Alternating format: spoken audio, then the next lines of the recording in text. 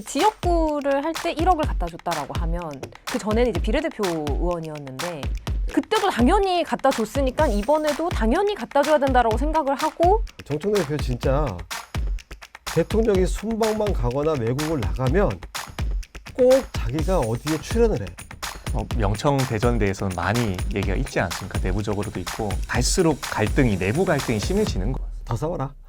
더 싸워라. 더 싸워라. 더 싸워라.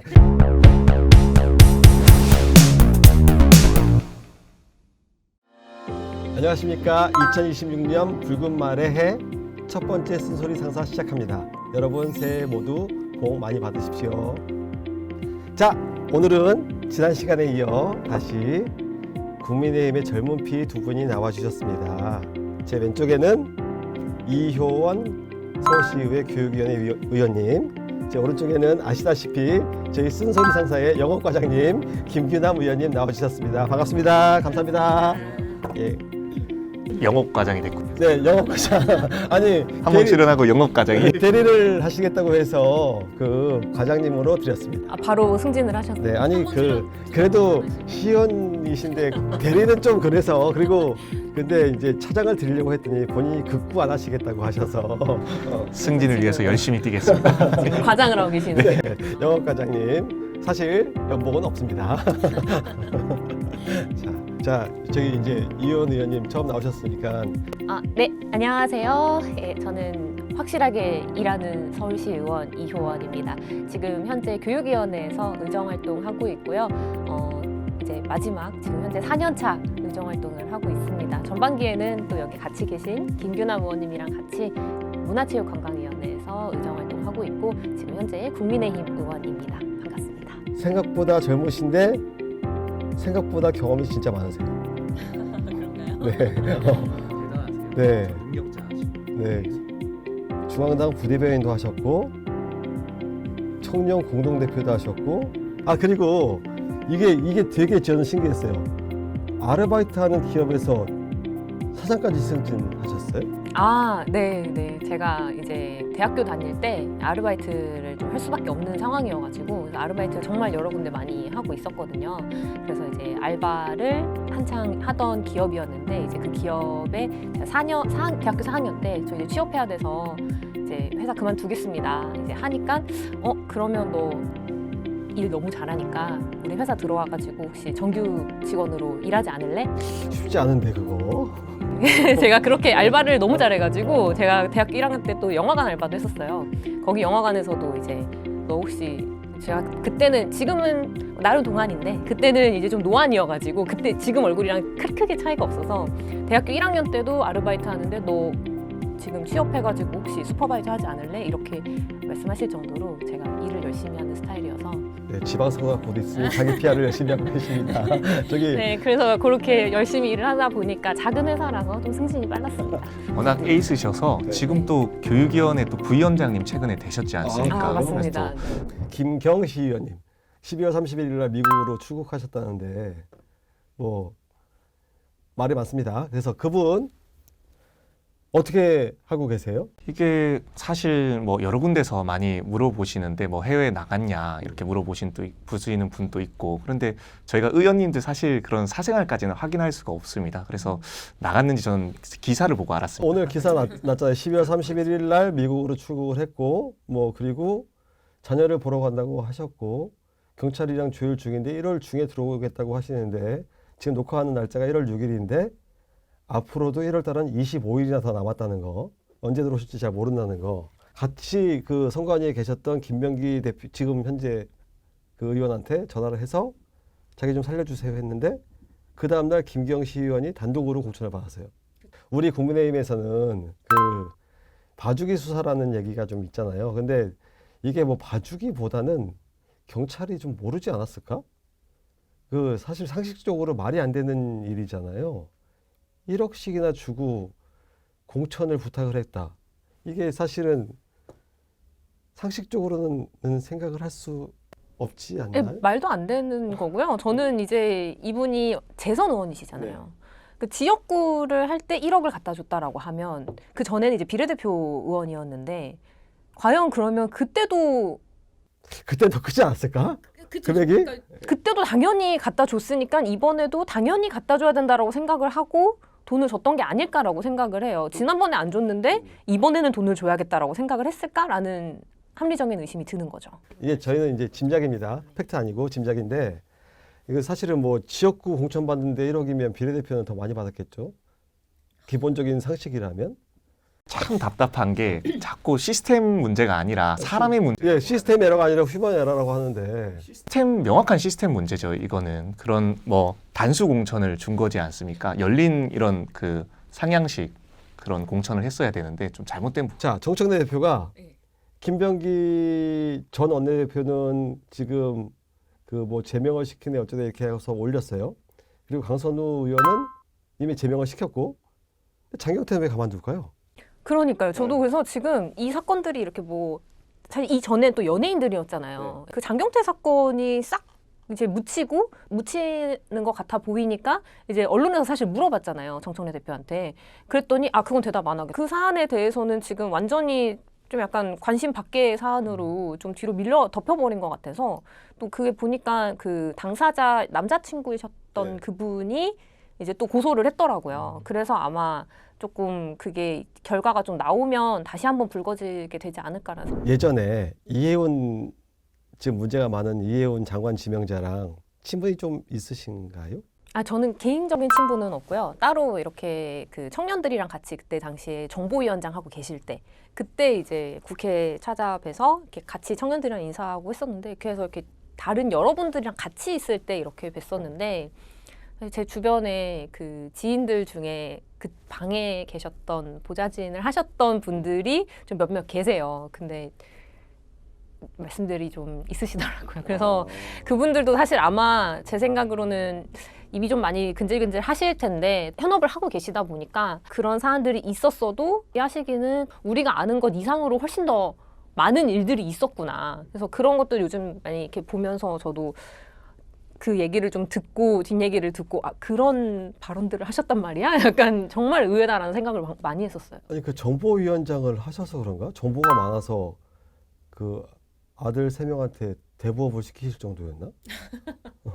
재산이 100억이 늘었다고 하시더라고요. 110 몇 억이 늘었다고.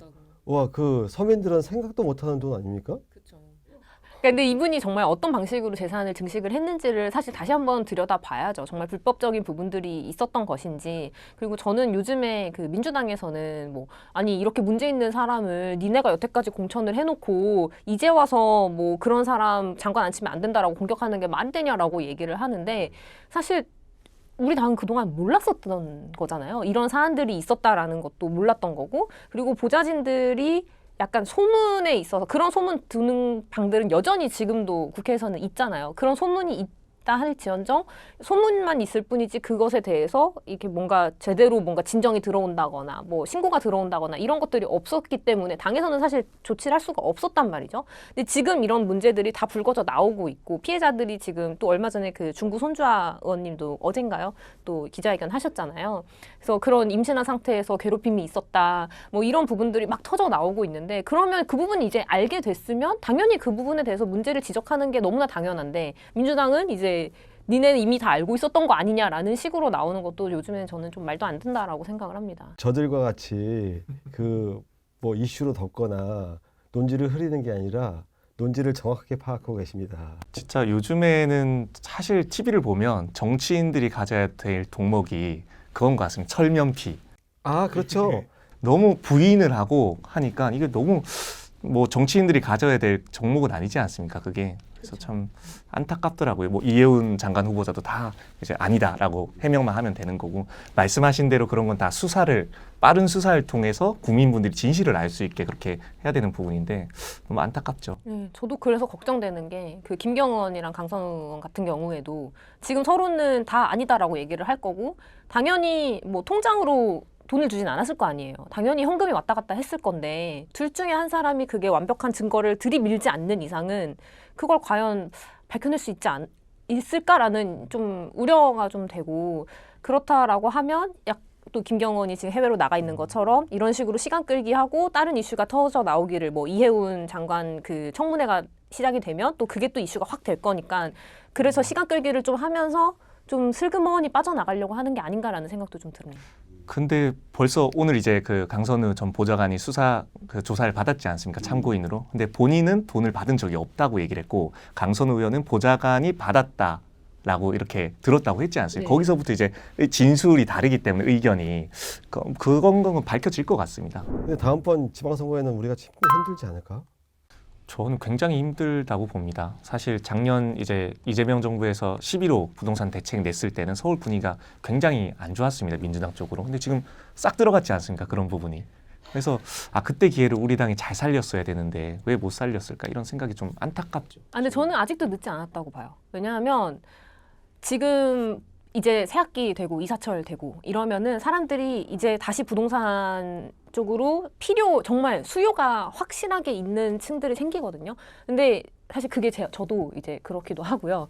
그래서 보니까 제가 한 15년 전에 이제 대학교 다닐 때 이제 막 대학교 졸업하고 사회생활 막 시작할 때 그때 당시에 제가 그 홍대 쪽에 살았었는데 그때 원룸이 1억 정도 하더라고요. 그래서 이제 언니랑 같이 살고 있다가 너무 같이 살기 싫어가지고 내가 도대체 밖에 나가서 혼자 살려고 하면 얼마나 필요한가 했더니 방 한 칸 하는데 한 1억이 더 필요하더라고요.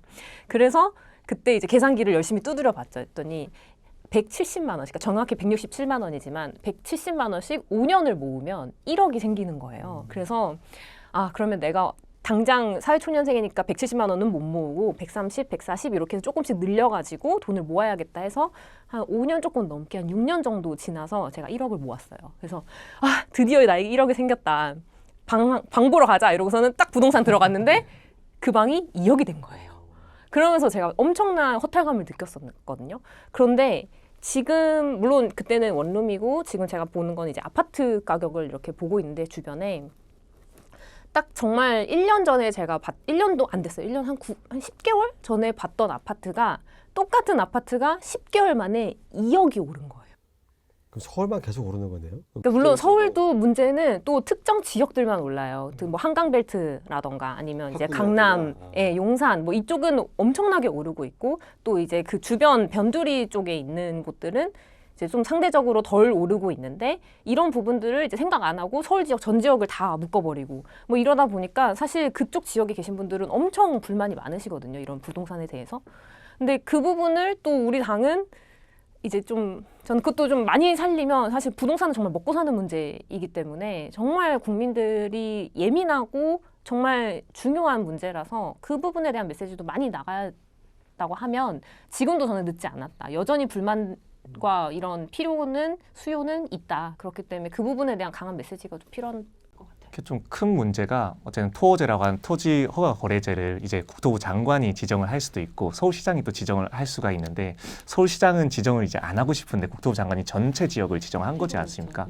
이게 어떻게 보면 지방 분권 관련해서 지방 정부의 의견을 무시한 꼴이 되는 거거든요. 그래서 이런 부분은 참 문제가 큰 것 같습니다. 이재명 정부의 그런 악랄함 그런 게 좀 큰 것 같습니다.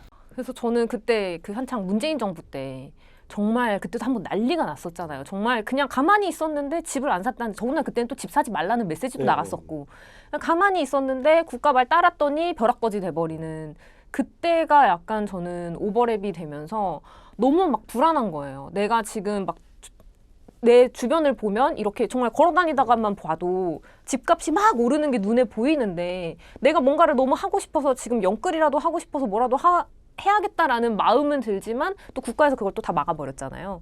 그러다 보니까 이게 불안감은 계속해서 높아지고 있고 국가에서는 또 수요는 계속해서 억제를 하고 있는데 그 수요는 어디 가지 않는단 말이에요. 그러면 나중에 이걸 조금만이라도 이런 규제를 풀면 아마 이게 폭발을 할 거예요. 그럼 그때가 도대체 언제일까? 약간 그런 생각들을 하면서 계속 불안한 마음을 가지고 이 부동산 정책만 그냥 전전긍긍하게 이렇게 바라보고 있는데 이 부분을 좀 저는 빨리 풀어야 국민들이 또 국민의힘에 좀 시선을 돌려주시지 않을까. 물론 결국에는 푸는 키는 그쪽이 갖고 있지만 그래도 우리가 그 부분에 대해서 국민들의 마음을 좀 대변해서 목소리를 많이 내야 되는 것 같습니다. 부동산은 너무 청년들이 와닿는 게 많아서 말씀도 너무 잘해주시고. 아니 일단 정부의 메시지는 딱 그런 거예요. 이제 집 사지 말고 살아라.